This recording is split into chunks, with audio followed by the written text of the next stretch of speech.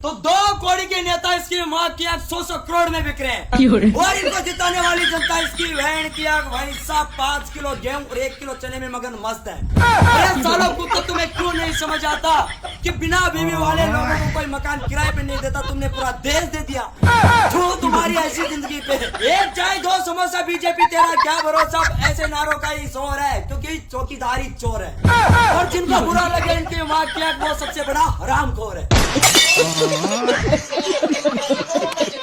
तो वो तो अच्छा हुआ मेरे दोस्त कि पिछले 70 सालों में कांग्रेस वालों ने हर गांव में स्कूल बनवा दी, वरना इसकी बहन की आज वोट डालने के लिए भी मोदी जी के शौचालय में ही जाना पड़ता और वैसा डूबता होगा इसकी बहन की आज दूसरे देशों की चाय में बिस्किट। हमारे इस भारत देश में तो इसकी माँ की आग चाय बनाने वाले ने ही पूरा देश डुबो दिया। तो कभी तुम्हें पूछ लिया जाए कि आजाद भारत के इतिहास में पहली बार संसद भवन को छोड़कर पिछले वाले दरवाजे से भागने वाला प्रधानमंत्री कौन है, तो सीधा बोलना इसकी माँ की आग नरेंद्र मोदी। ऐसा अगले का पता ही नहीं चला इसकी बहन की आग 1 घंटे में दिल्ली छोड़कर सीधा मुंबई पहुंच गया। तो मेरा मौसम विभाग वालों से हाथ जोड़ के रिक्वेस्ट है कि ये जो बादल दिख रहे हैं इनको जब चाहे जैसे चाहे जहाँ चाहे बरसने दे, ये बार बार रेड अलर्ट जारी करके इनका खोपड़ा खराब ना करे, इनकी गांड में उंगली ना करे। हर 10 मिनट में अगले 3 घंटों में डिडवाड़ा को चमन करौली सवाई माधोपुर में भारी बरसात और ओलेबारी की गिरावट और 100 की स्पीड में आंधी तूफान। साले तुम ऐसे अलर्ट देते हो जैसे कि इनके वहाँ क्या इन बादलों से तुम युद्ध लड़ने की तैयारी कर रहे हो।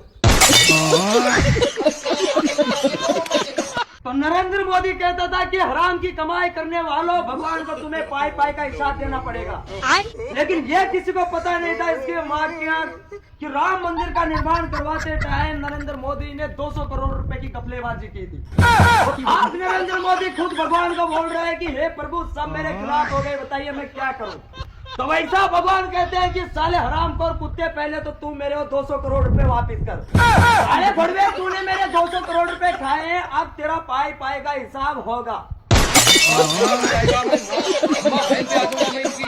तो भगवान मेरी परीक्षा इतनी शिद्दत से ले रहे हैं भाई साहब जैसे कि आगे चलकर मुझे इस ब्रह्मांड का नया मैनेजर घोषित करेंगे।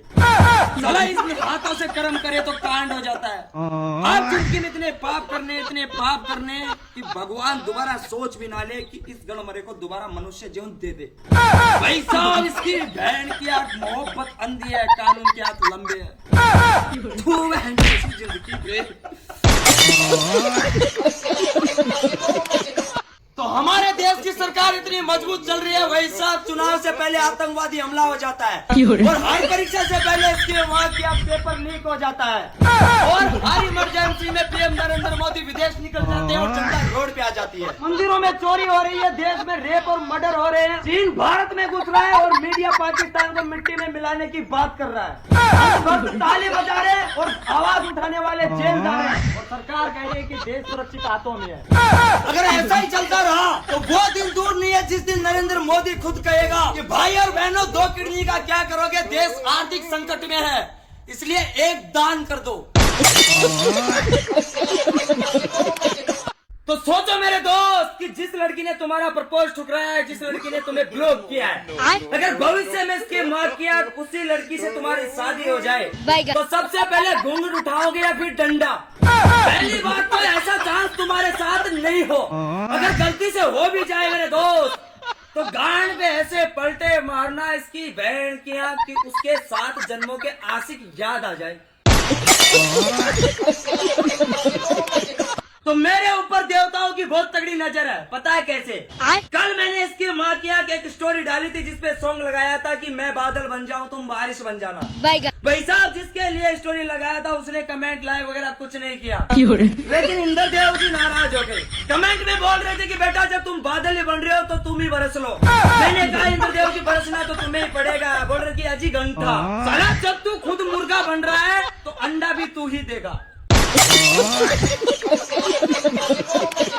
तो शादी विवाह करो, बहुत अच्छी बात है, लेकिन इसकी माँ की इंस्टा फेसबुक की स्टोरी पे बीवी के साथ में फोटो चिपका कर हमारी गांड जलाने के लिए जो तुम स्टोरी डालते हो, ये अच्छी बात नहीं है। अरे तुम्हें क्यों नहीं समझ आता हमारे सिंगल लोगों का दुख है? भाई साहब, इसकी माँ क्या तुम्हारी स्टोरी को देखकर हमारी आत्मा रोती है। तो ब्रेकअप के बाद सैड स्टोरी डालने का मतलब क्या होता है? भाई साहब, इसकी माँ क्या ब्रेकअप के बाद सैड स्टोरी डालने का मतलब ये होता है कि वैकेंसी खाली है, लड़कियां उसमें फॉर्म भर सकती है, और पहले आओ पहले पाओ ऑफर सिर्फ 24 घंटे का।